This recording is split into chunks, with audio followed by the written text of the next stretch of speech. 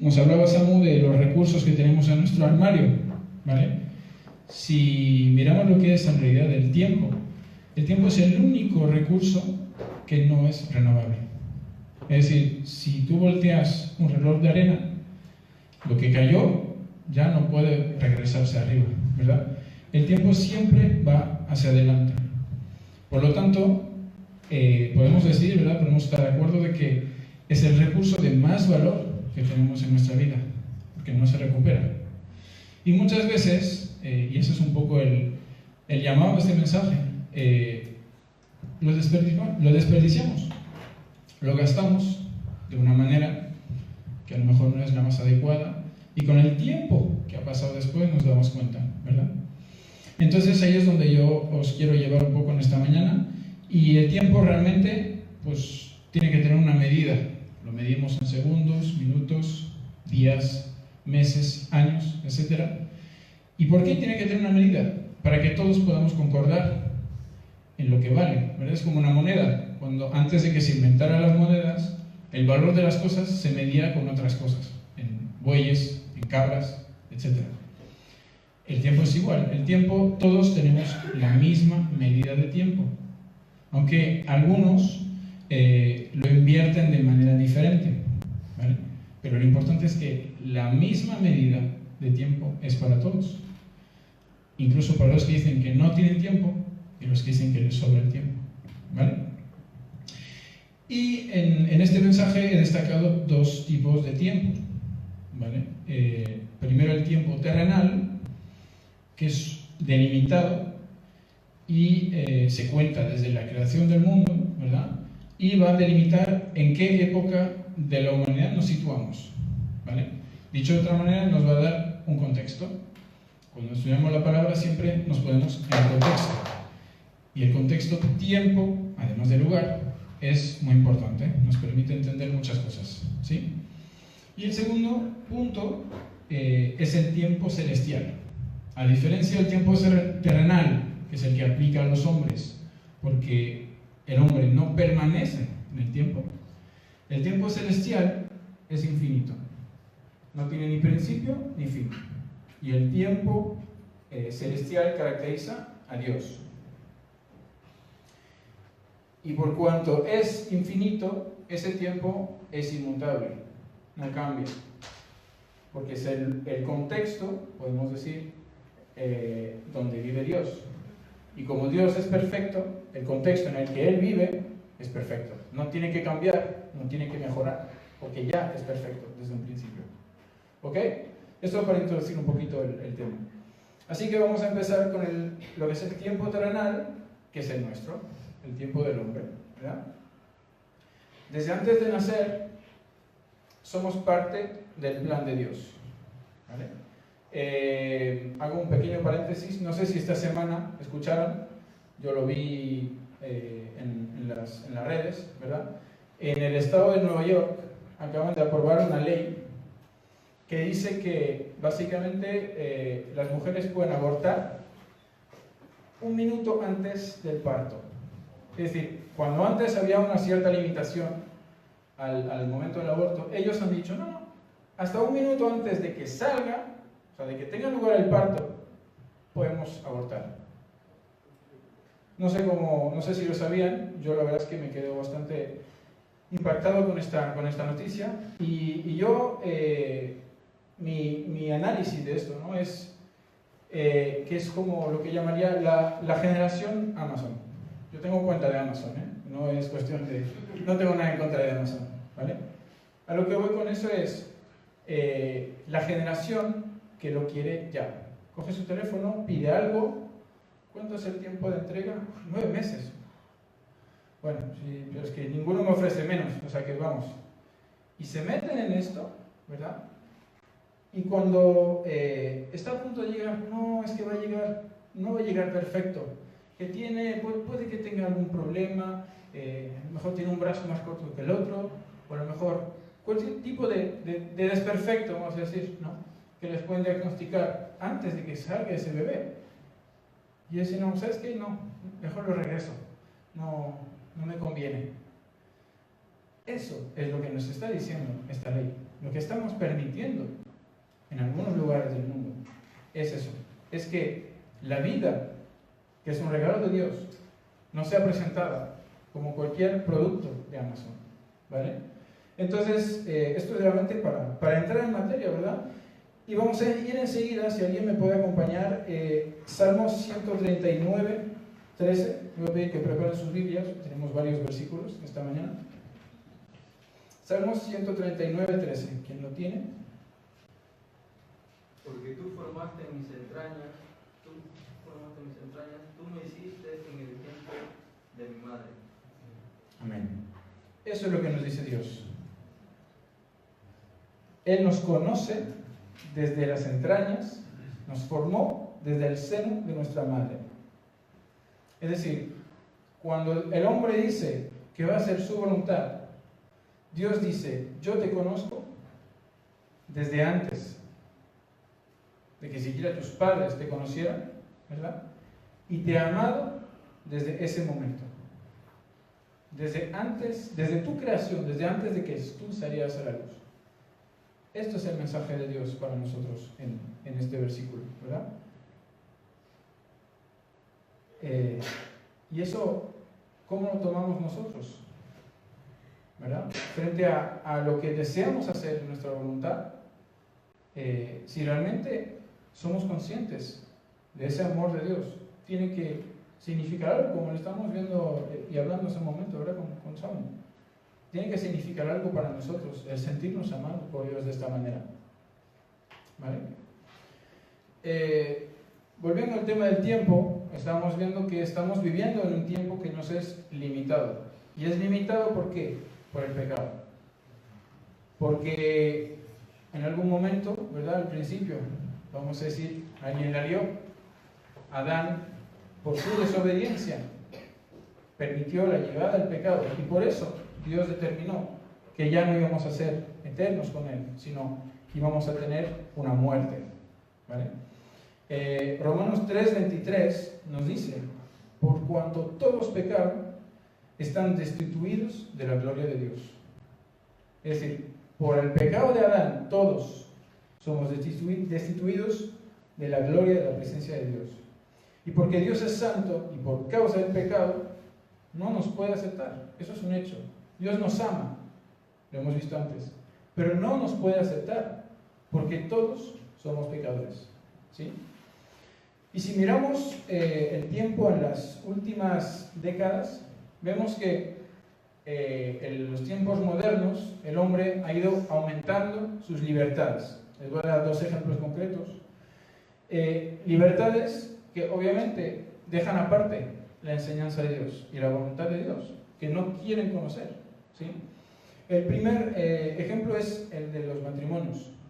Hoy día yo no sé si es más normal divorciarse o casarse, ¿verdad? Si miramos las cifras, la gente se toma el casarse así como Amazon. Bueno, yo lo pido y si no va bien, lo devuelvo y se divorcian.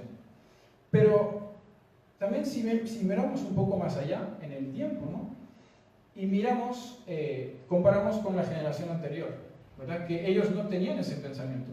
Nuestros padres, nuestros abuelos no tenían ese pensamiento. Ellos están encontrando que ahora ellos, por su edad avanzada, tienen necesidad de que alguien les cuide, ¿vale? Y para eso estamos nosotros. Pero yo me pregunto, con tantos matrimonios separados hoy día, cuando esos matrimonios separados se hagan viejos y necesiten de apoyo mutuo, solo estarán los hijos. Ya no estará el esposo con la esposa para apoyarse en la vejez. Que si uno está bien y el otro no está tan bien, pues se tendrán a los dos. Que uno pueda estar viviendo todavía en su casa de toda la vida y el otro cuidándole. ¿Por qué? Porque hoy día todo el mundo tiene vidas separadas. Tienen una casa por un lado, una casa por el otro, y hacen sus vidas separadas después del divorcio.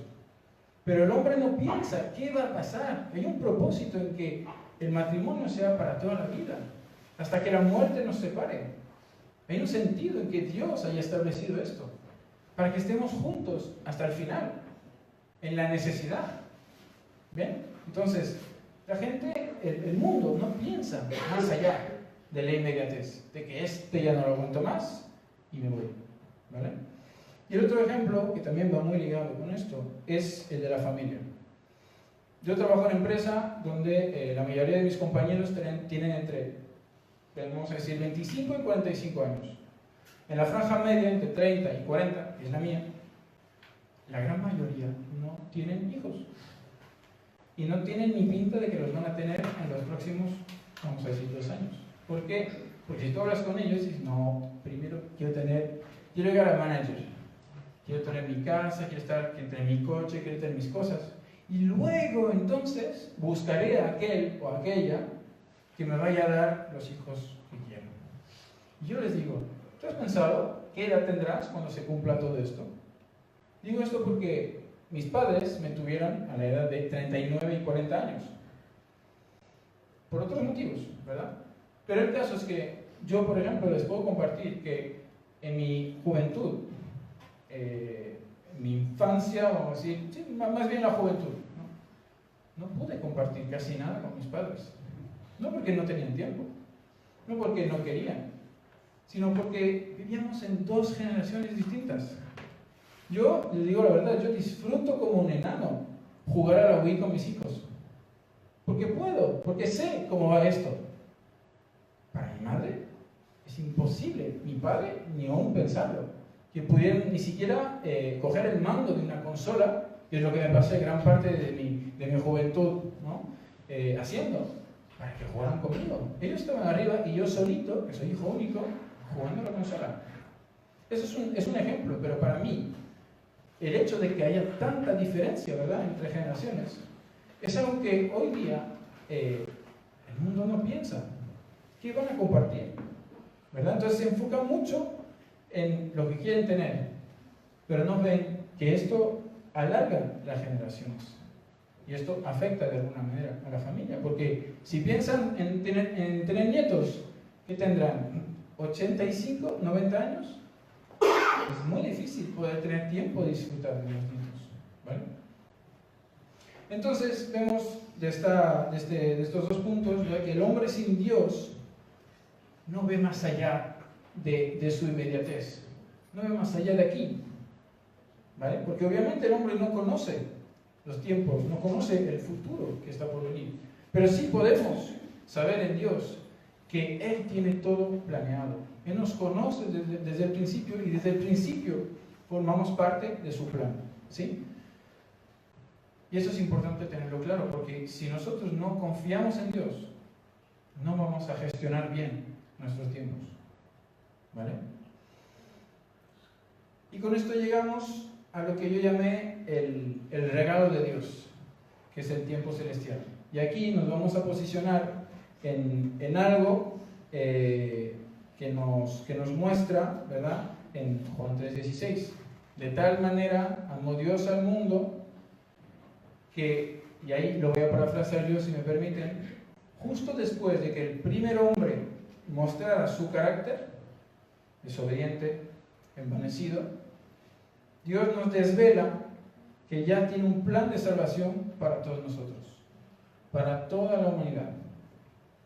Y eso se llama el protoevangelio, ¿verdad? Génesis 3:15, que nos dice: yo pondré enemistad entre la mujer y tú, y entre su descendencia y tu descendencia. Ella te herirá en la cabeza y tú la herirás en el talón, ¿vale?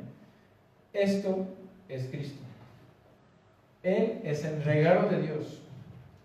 Desde el momento de la creación, lo primero que Él hizo en respuesta a la desobediencia del hombre es preparar nuestro regalo. Y este regalo es Cristo. Es el plan programado desde los inicios por el Creador. Y Cristo es el regalo que viene a salvar la humanidad 2 veces. Una que ya se cumplió, ¿verdad? Y la segunda, que deberíamos estar todos esperando. Amén. Así que este regalo nos da, yo lo he llamado de esta manera, ¿verdad?, un pase de acceso.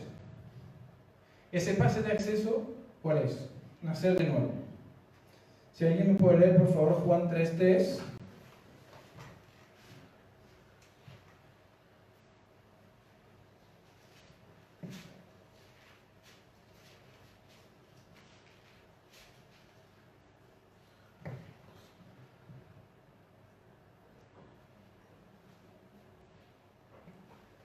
Respondió Jesús y le dijo: de cierto te digo, que el que no naciere de nuevo no puede ver el reino de Dios.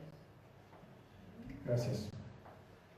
Dicho en otras palabras, si no volvemos simbólicamente, porque aquí está hablando Jesús, lo hemos hablado muchas veces, ¿no? Está hablando simbólicamente. Si no volvemos a los inicios, cuando no éramos nada, aquí en el viento, ¿verdad? Cuando no éramos nada, cuando no sabíamos nada y dependíamos totalmente de nuestro cuidador, no tendremos acceso al plan de salvación. Eso es lo que me está diciendo en este versículo. Así que esto es necesario, nos dice el Señor. Y sin Cristo es imposible nacer de nuevo. Por eso mismo no lo entendía Nicodemo, ¿verdad? Esto tenemos que tenerlo muy claro. Cristo es el único que nos puede permitir nacer de nuevo. ¿Por qué digo esto de esta manera? Porque hoy día en el mundo hay muchas doctrinas, muchos pensamientos que tú encuentras en Facebook, en cualquier lado, ¿verdad? Incluso muchos, y a mí esto me molesta profundamente, que te hablan de Dios. Pero no te hablan de eso, no te dicen que Cristo es el único que te puede permitir nacer de nuevo, que te lleva a un nuevo nacimiento. Lo primero ahora que se me viene a la mente es la reencarnación. Esto es una manera de hacer creer a la gente, bueno, que mira, ¿sabes qué? Tú terminaste tu vida, pero la malgastaste, no hiciste lo correcto, por eso te vas a quedar un rato más volviendo a hacer, pues a lo mejor vamos a esperar, ¿no? que hagas algo mejor de lo que ya hiciste antes. Eso es lo que nos está diciendo. Una de esas es un ejemplo, ¿verdad?, que yo he tomado, esas doctrinas. Pero aquí no nos está diciendo que ya, ahora mismo, en nuestra vida actual, podemos hacerlo mejor. Pero para eso necesitamos de Cristo. ¿Sí? Solo el Espíritu Santo nos permite nacer de nuevo, estando ya vivos. Y Dios nos mostró tan grande amor que ese regalo del Espíritu Santo lo regaló a todos, no solamente a su pueblo, sino también a los gentiles, ¿verdad? Esto lo vemos en Hechos.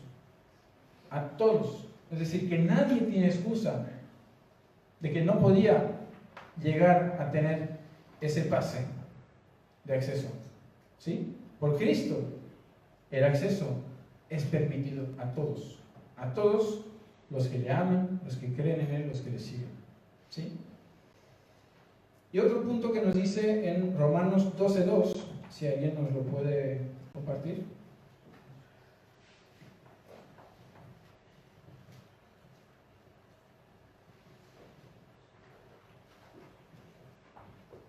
No os conforméis a este siglo, sino transformaos por medio de la renovación de vuestro entendimiento, para que comprobéis cuál sea la buena voluntad de Dios, agradable y perfecta. Amén. Lo que nos está diciendo es que seamos transformados. No nos conformemos, sino seamos transformados por medio de la renovación de nuestra mente. En otras palabras, nosotros renovamos y el Espíritu transforma. Pero si no hay esto, Él no puede hacer nada. Si tu corazón no está dispuesto a recibir y a poner en práctica la palabra, aquí podemos pasar todos los internacionales que queramos, no va a suceder nada en tu vida.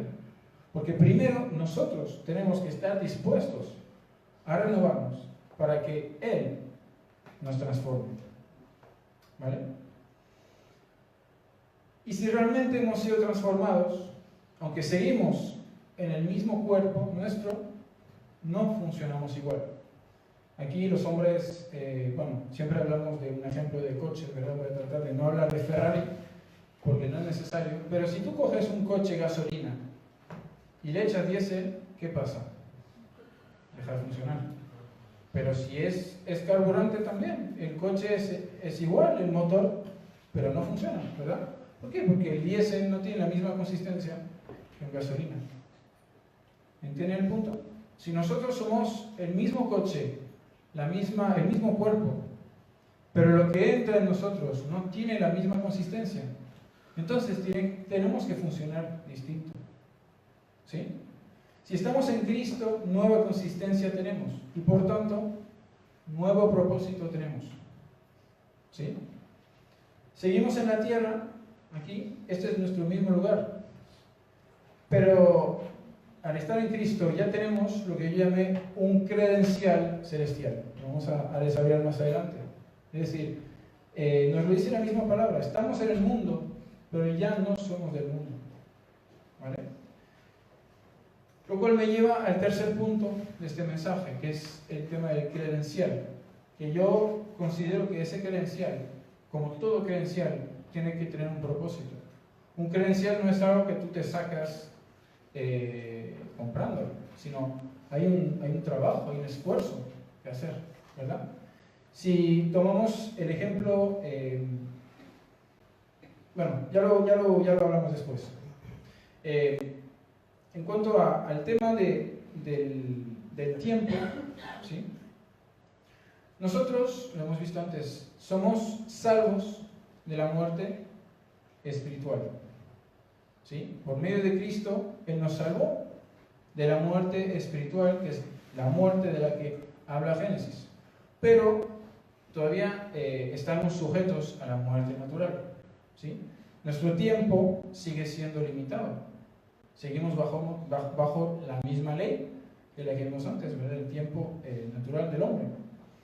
Entonces, en este tiempo hay muchos ejemplos. Samu está hablando del fútbol, yo también voy a tomar un ejemplo del fútbol, porque yo como francés es algo que me marca mucho aquí en España. Es ver cómo la gente es capaz de desvivirse por su equipo, de dejarse medio sueldo en comprarse entradas para ir a ver partidos de fútbol de su equipo. Háblese de cualquier equipo, ¿verdad? Pero si tú sumas todo lo que se gasta una persona, es capaz de gastarse un seguidor de un equipo en un año, pues las cuentas son muy caras, ¿sí? Tiempos de viajes, los intereses que el fútbol ocupa en estas personas.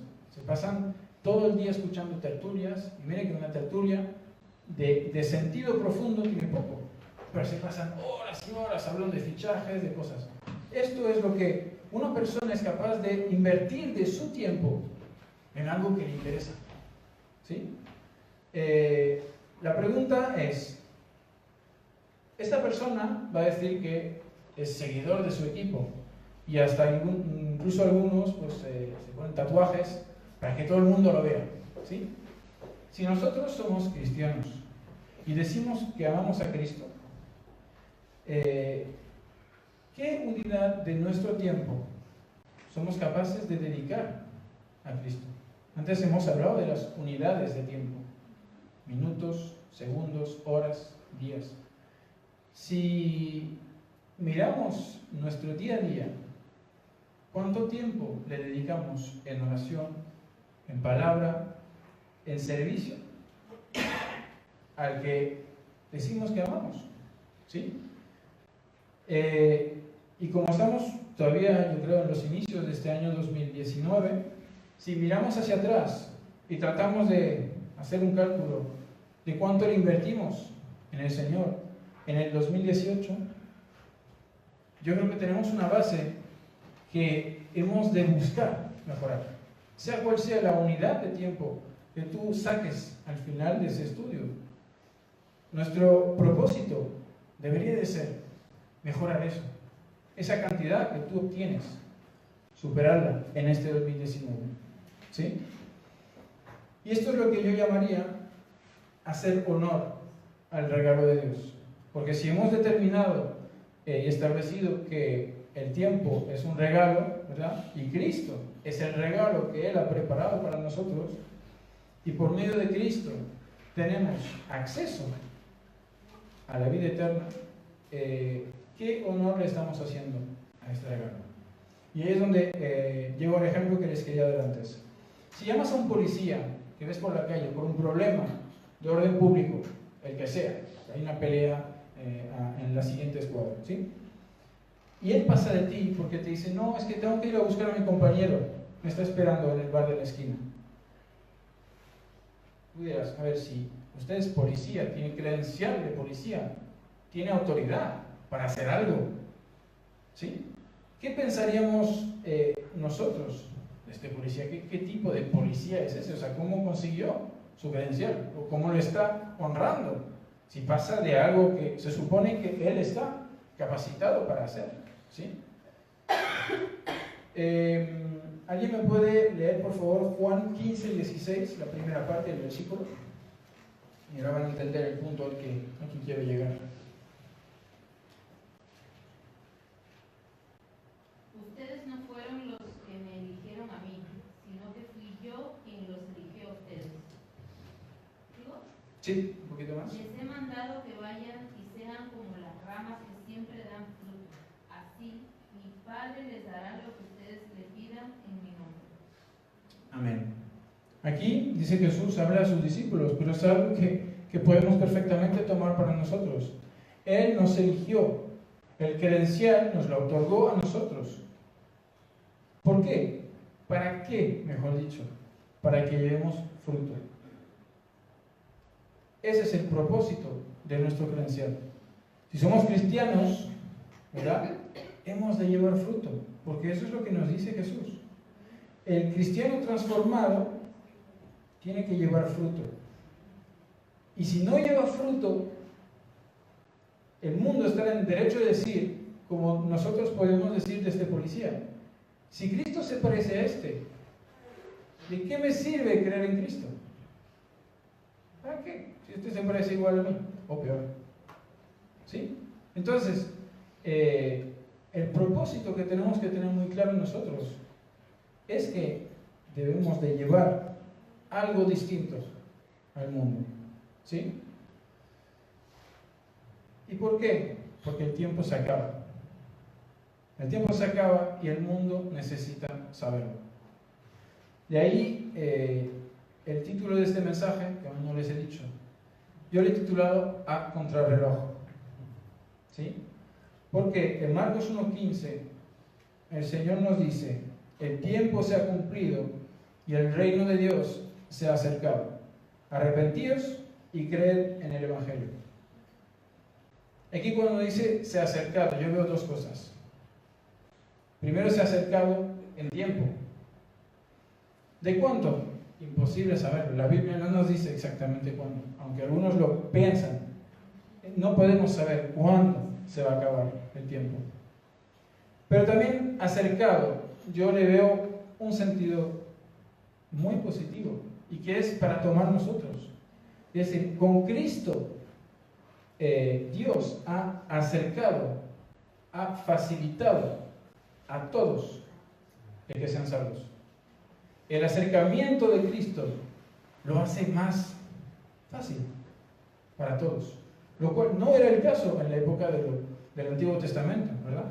Más valía cumplir toda la ley, porque si no, no eras salvo, no estabas con Dios, ¿sí? Entonces, estos son los aspectos muy importantes de este versículo, porque en los tiempos modernos, como lo hemos visto un poquito antes, el mundo se caracteriza por la libertad de pensamiento, la libertad de todo, ¿verdad? Hoy día hay países que se proclaman país de la libertad. La libertad está muy fácilmente en todas las bocas, y esto da posibilidad a la expansión de movimientos como el LGTBI, muchas falsas doctrinas de la felicidad para contentar a la gente, la nueva era, etcétera, etcétera. No voy a entrar en detalles. Todas las sectas que también ofrecen algo que supuestamente el mundo no te ofrece. Luego tenemos las ideologías del capitalismo, del individualismo económico, ¿verdad? Que también levanta mucha crítica, ¿no? Por los sueldos que se dan los altos cargos, la bolsa, etc. Y luego tenemos otro mundo que está enfrentado a ese último que acabo de mencionar, que es el de la ecología y de la economía colaborativa. Que desde una perspectiva esto se puede ver bien, sí, pero todos estos movimientos están basándose en una libertad que no depende de Dios. Están olvidando a Dios, están montando su propio sistema, su propia creencia, su propia doctrina o fundamento separada de Dios. Y esto es con lo que nos enfrentamos. Y no todas, y seguramente puede haber muchas más, no todas de estas son malas, no todas de estas son nefastas para la sociedad. Por eso es tan difícil entender que esas doctrinas no sean adecuadas para, si nosotros predicamos de Cristo y ellos nos vienen con esto, para ellos no encaja, bueno, no tiene por qué ser diferente, ¿sí? Porque no han sido transformados, porque no han sido alcanzados. Así que, como lo hemos visto, los hombres tienen muchas cosas en las que creer y por las que luchar. Y estos son unos, especialmente no el último, porque he visto últimamente muchos documentales sobre este tema, ¿no? Del consumo colaborativo, y la gente está dispuesta a luchar y a sacrificar un montón de cosas por algo que cree justo, que dejemos del lado del gobierno, vamos a montar nuestro propio sistema para compartir coches, para que ya no nos cobren los viajes igual, etcétera, etcétera, ¿no? Y hoy día, las patinetas eléctricas que se alquilan, hoy día, yo creo que ya dentro de unos años ya no vamos a comprar nada, todo va a ser por cuota de pago y será entre todos, y lo compartiremos entre todos, y ya nadie tendrá nada de su propiedad porque será de todos. Claro, se levantarán más problemas de otro tipo, de ver cómo respetamos el que se comparta, ¿no? Pero bueno, eso es otro tema. A lo que voy es que el hombre tiene muchas cosas por las que luchar, pero nosotros que estamos en ese mundo, ¿verdad? Para que nuestro entorno, que vamos a decir es nuestro mundo real, el que sí podemos alcanzar, no vamos a estar peleando precisamente por esa ley en el Congreso que han aprobado, porque no alcanzamos hasta el Congreso, pero sí podemos empezar a levantar el tema en nuestra casa, en nuestro trabajo, en nuestro entorno cercano. ¿Sí? Ese es nuestro mundo. Para que ese mundo crea en lo único que les dará valor eterno, que es Jesucristo, nuestro Señor y Salvador, que es por gracia, como lo estamos viendo. ¿Qué hacemos nosotros? ¿Cómo planteamos estos temas? ¿Qué ejemplo estamos dando nosotros a nuestro alrededor? ¿Sí? Y ahí quiero terminar este tema con un punto que últimamente hemos estado precisamente estudiando en el seminario, y es algo que a mí me trae mucho entendimiento, ¿verdad? Y es el de la iglesia. El porqué de la iglesia. Porque hay cristianos que andan solos y que según ellos no encajan en una iglesia, o no confían en una iglesia, o no necesitan de una iglesia, ¿sí? Entonces ellos mismos pues tienen su comunicación directa con el Señor. Eso es lo que nos dice la palabra, ¿verdad? Pero también la palabra nos dice que hemos de congregarnos. ¿Por qué? Porque la iglesia tiene un propósito. La iglesia, el propósito de la iglesia local es recibir al que no cree, o al nuevo creyente, formarlo, enseñarle, darle crecimiento para enviarlo. Y cuando digo enviar, puede ser como misionero, o puede ser simplemente a su trabajo, a que hable de Cristo y de lo que ha aprendido en su iglesia. Porque hacer esto solo, yo no quiero decir que es imposible, porque si alguien está con Dios no es imposible, pero es muy difícil. Es llegar a tener ese crecimiento solo. Y si somos parte de una iglesia, significa que nos sujetamos a una filosofía, a un ADN en particular. Hay algo en que la iglesia está más centrada. Algunos va a ser repartir alimentos, otras va a ser, ponerse en una esquina y ir predicando la palabra. Eso es, digamos, lo que caracteriza, siempre basándose en la palabra, la filosofía, el ADN de la iglesia. ¿Sí? Y también otro punto que caracteriza una iglesia, y que esto para mí es esencial en la vida de cada uno, es la organización. Una iglesia está organizada en ministerios, en líderes, en roles, ¿verdad?, que hacen que todo esto funcione. No es todo el mundo que se ocupa de todo, ni tampoco uno que se encarga de todo, ¿verdad? Esa organización nos tiene que ayudar a encajar nuestro propósito en un propósito más grande, ¿sí? Y eso nos permite hacerlo si somos parte de una iglesia. Así que podemos, creo, estar de acuerdo todos en que la iglesia es la herramienta que estableció Dios para cumplir el propósito de los cristianos hasta su segunda venida. Porque hasta su segunda venida la iglesia ya será quitada. ¿Sí? Y yo creo que todos los que hemos trabajado aquí, e incluso los que no, podemos estar de acuerdo en una definición de herramienta. Está hecho para servir. Y me gusta ese término. Porque si entendemos que somos herramienta, entonces debemos de servir para algo. ¿Sí? Y ese algo es el propósito del Señor. Y aquí les dejo un versículo más en cuanto a este tema, ¿verdad? De la organización. Hechos 1:8 nos dice: me seréis testigos en Jerusalén, en toda Judea, en Samaria y hasta el último de la tierra. ¿Esto qué nos quiere decir? Que primero empecemos por Jerusalén, por nuestro entorno, por nuestra familia, nuestra casa. En toda Judea, pues nuestro trabajo, un poquito más. En Samaria, en el barrio. Aquí está la iglesia, en Samaria, ¿verdad? Y hasta lo último de la tierra, si tenemos el llamado de ser enviados como misioneros, esto es a lo que se refiere hasta el último de la tierra. Pero aquí nos está diciendo claramente el Señor que todo tiene su orden, todo tiene su tiempo.